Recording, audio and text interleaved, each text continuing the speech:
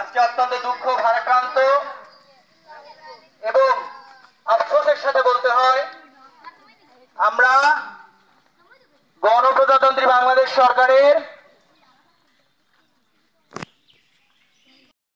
জন্ম হয়নি। যখন ব্রিটিশদের আন্ডারে ছিল তখন এই এলাকাটা একটা নগরী ছিল, এটি একটি পৌরসভা ছিল।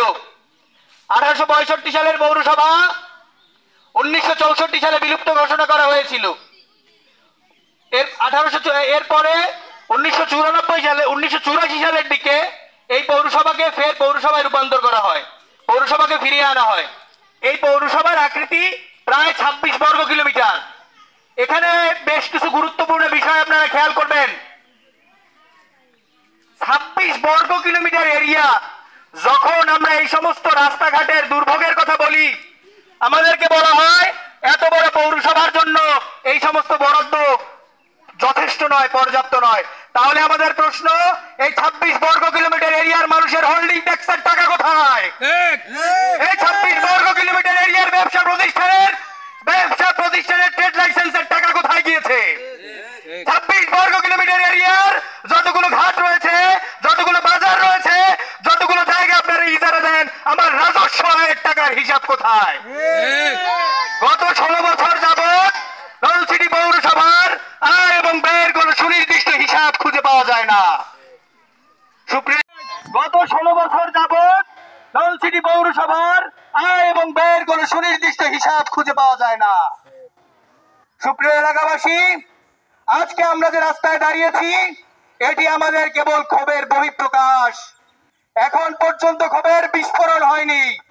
যদি এই এলাকাবাসীর ক্ষোভের বিস্ফোরণ হয় তাহলে সাবধান থাকবেন, সেই সমস্ত লুটেরা জনপ্রতিনিধি যারা আমাদের রক্ত চুষে খেয়েছেন, যারা আমার মায়েদের, যারা আমাদের বোনেদের কাঁদিয়েছেন, আমার বোনের চোখের অশ্রু, আমার মায়ের চোখের অশ্রু, আমার বৃদ্ধ বাবার চিকিৎসা করাতে না পারার বেদনা, আমার গর্ভবতী মায়ের, আমার গর্ভবতী বোনের সেই পেটের মধ্যে থাকা অনাগত সন্তানের কান্না, তোমাদের চক্ষু থেকে আমরা রক্ত ঝরিয়ে ছাড়বো। আজকে এই জনতা এখানে ঐক্যবদ্ধ হয়েছে, আমরা ঐক্যবদ্ধ হয়েছি। আপনারা জানেন গত 5 বছর সময়ে, গত 10 বছরে এক দশকের কোন উন্নয়ন ছিল না। বিগত 5 বছরে নলছিটি পৌরসভা একটা হরিলুটের পৌরসভা ছিল। আপনারা শুনেছেন এখানে চেক জালিয়াতির মাধ্যমে যে অনিয়ম এবং দুর্নীতির খবর ফাঁস হয়ে গিয়েছে। এর মধ্যে আপনারা জানেন বিভিন্ন রাস্তা, যেই সমস্ত রাস্তার সংস্কার কাজ শুরুই করা হয়নি সেই সমস্ত রাস্তার বিল পর্যন্ত উত্তোলন করা হয়েছে। তোমরা আমাদের রক্ত চুষে খেয়েছো, তোমরা আমাদের শিশুদেরকে হত্যা করেছো মায়ের গর্ভে, আমরা তোমাদেরকে কোনো ক্রমে ছাড় দেব না। তোমরা আমাদের একজনকে হত্যা করবে, আমাদের 1000 জন দাঁড়িয়ে যাবে, আমরা আমাদের অধিকার আদায় করে নেব ইনশাআল্লাহ। আমি ঠিকাদারদেরকে এবং চোর জনপ্রতিনিধিদেরকে সাবধান করে দিতে চাই, তোমরা যে টাকা লুট করেছো, কাজ না করে অর্থ উত্তোলন করে নিয়েছো, আজকে আমার রোগীরা হাসপাতালে যেতে পারে না, আজকে বৃদ্ধ মায়েরা হাসপাতালে যেতে পারে না, একটা সুস্থ মানুষ এই রাস্তা থেকে তো দূরের কথা, কুকুর পর্যন্ত শান্তিতে এই রাস্তাটা দিয়ে হাঁটতে পারে না। তাহলে তোমরা কেন নাকে ঘর দাও না? ওই ঠিকাদাররা তারা অর্থ উত্তোলন করে নিয়ে তোমরা মৌজ মারতি করতেছো, আর আমার শিশুরা রাস্তায় পাশার গায়ে হাত পা ভাঙে, আমার বৃদ্ধ মার বোনদের হাত পা ভাঙে, আমার বৃদ্ধরা হাসপাতালে যাইতে পারে না, আমার একটা লোকের মালামাল আনতে পারে না, ব্যবসায়ীদের খরচ দ্বিগুণ হয়ে গেছে, রাস্তাটা দিয়ে চলতে পারে না। তোমাদেরকে মানুষ মাফ করে দেবে, আল্লাহ তোমাদেরকে ক্ষমা করবে না। ঠিকাদারদেরকে বলছি, বুকে হাত দিয়ে বলেন, আমরা জানি আপনাদের মনে শান্তি নাই, আমরা জানি চুরির টাকায় তোমার শান্তি নাই, তোমরা চুরির টাকায় জুয়া খেলো, তোমরা চুরির টাকায় মাগিবাজি করো, তোমরা চুরির টাকায় ধর্ষণ করে বেড়াও, তোমরা চুরির টাকায় লুচ্চামি করো। তোমরা জেনে রাখো, বর্বর জানোয়ার শুয়ারের চাইতেও তোমরা ঘৃণিত। এই অনুরাগ গৌরীবাসার মানুষ, নলছিটি পৌরসভার মানুষ শুয়ারকে যে ঘৃণা করে তার থেকে তোমাদেরকে বেশি ঘৃণা করে। তোমার কাছে টাকা থাকতে পারে, তোমার আত্মসম্মান নাই, তোমার কাছে টাকা থাকতে পারে, চুরির টাকা থাকতে পারে, আমাদের ওই রক্তে ভেজা টাকা, আমাদের কান্না ভেজা টাকা, ওই টাকা তোমাকে জ্বালিয়ে পুড়িয়ে ছারখার করে দেবে।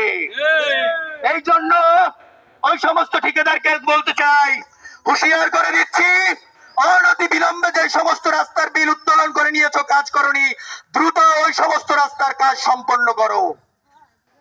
যদি এই সমস্ত রাস্তার কাজ সম্পন্ন না করো, দেশের প্রচলিত আইনে তোমাদের বিচার হবে, জনতার সামনে তোমাদের বিচার হবে, আল্লাহর দরবারে তোমাদের বিচার হবে।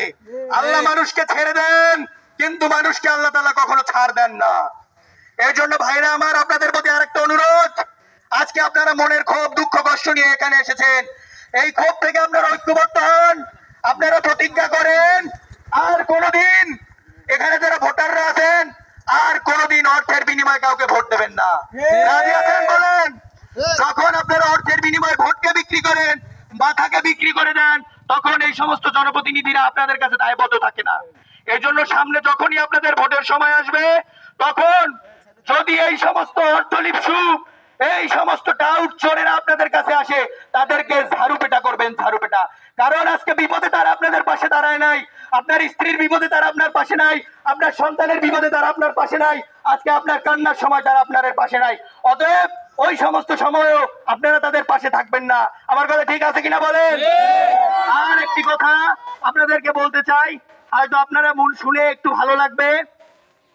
এই রাস্তা সহ আপনাদের অনুরাগ কাঠেরবল থেকে অনুরাগ বাজার পর্যন্ত সহ আমরা 16টি রাস্তা, যতগুলো রাস্তা স্থানীয় সরকার প্রকৌশল অর্থাৎ এলজিডি তে পেয়েছি, ওই রাস্তাগুলোর জন্য প্রধান প্রকৌশলী মানে চিফ ইঞ্জিনিয়ারের বরাবরে এবং বর্তমান যিনি স্থানীয় সরকারের উপদেষ্টা রয়েছেন, উপদেষ্টা মহোদয়ের দপ্তরে আমরা লিখিতভাবে আবেদন করেছি।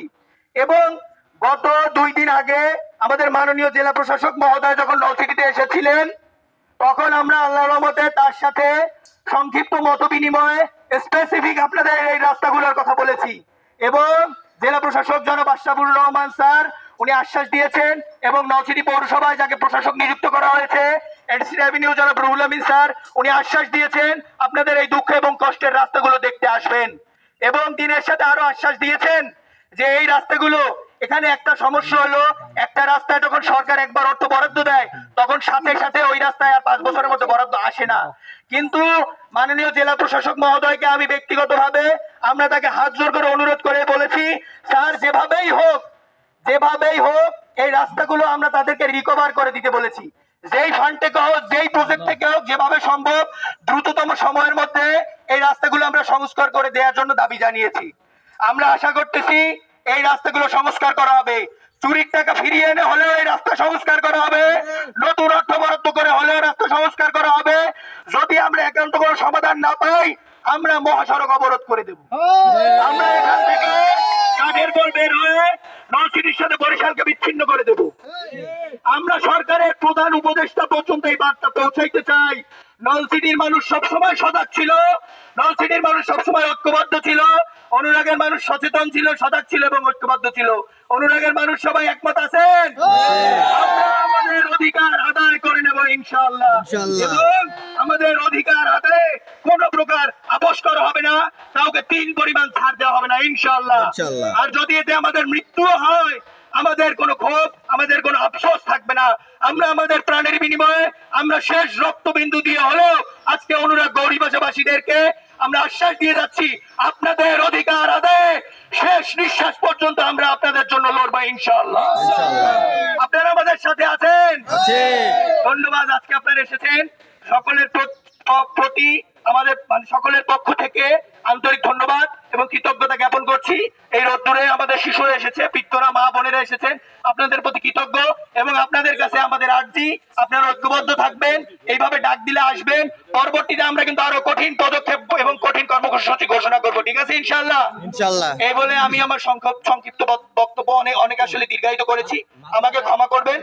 আপনারা সবাই যে যার স্থান থেকে, যে যার জায়গা থেকে, সরকারের কাছে হোক, ঊর্ধ্বতন কর্তৃপক্ষ থাকুক, আপনাদের আত্মীয় স্বজন থাকুক, পরিচিত ভাই ব্রাদার থাকুক, সবাইকে বলতেই থাকবেন যে অনুরাগের রাস্তা, অনুরাগ বাজার পর্যন্ত কাঠেরবল থেকে এই রাস্তাটি সংস্কার করে দিতে হবে, ঠিক আছে ইনশাআল্লাহ? ইনশাআল্লাহ প্রয়োজনে আমরা আপনাদেরকে নিয়ে